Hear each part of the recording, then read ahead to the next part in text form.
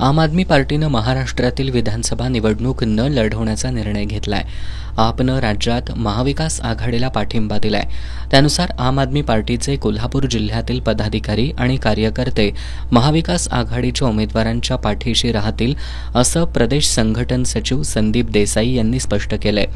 पक्ष फोडाफोडीतून महायुतीनं महाराष्ट्राच्या अस्मितेला नख लावण्याचा प्रयत्न केला असून महायुती सरकारनं अनेक महत्त्वाचे उद्योग गुजरातला घालवून महायुती सरकारनं राज्यातील जनतेशी बेईमानी केली असून अशा महाराष्ट्रद्रोही सरकारला पायउतार करायचं आवाहन करत संदीप देसाई यांनी केलंय.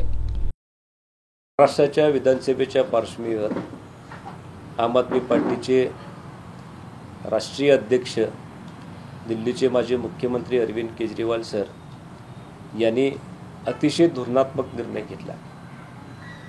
हरियाणाच्या निवडणुका झाल्यानंतर त्यांच्या लक्षात आलं की भारतीय जनता पार्टीला किंवा महायुतीला जर आपल्याला थांबवायचं असेल तर वोट डिवायडेशन थांबवलं पाहिजे.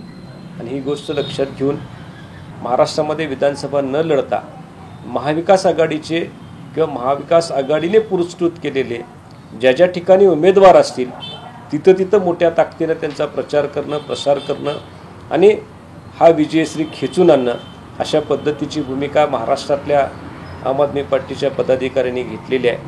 अरविंद केजरीवाल सर यांच्या सांगण्यावरनं घेतलेली आहे. आणि हीच भूमिका आज आम्ही घेऊन पत्रकार बंधूंच्या माध्यमातून जनतेसमोर जातो आहे की आम आदमी पार्टीचे सर्वच पदाधिकारी, कार्यकर्ते, महाविकास आघाडी आणि घटक पक्षाचे जे काही उमेदवार असतील, पुरस्कृत उमेदवार असतील, त्यांचा प्रचार करणार. त्यांच्या प्रचारामध्ये हिरिरीने सहभाग आमचा असणार आहे.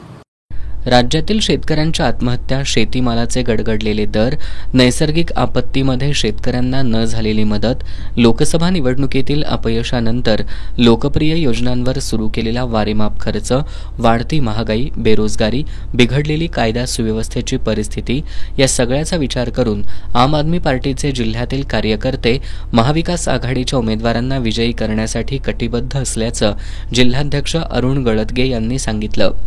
यावेळी शहराध्यक्ष उत्तम पाटील, किरण साळोखे, अभिजित कांबळे, सूरज सुर्वे, मोईन मोकाशी, सुदर्शन कदम, दुष्यंत माने, विजय हेगडे, प्रसाद सुतार आदी उपस्थित होते.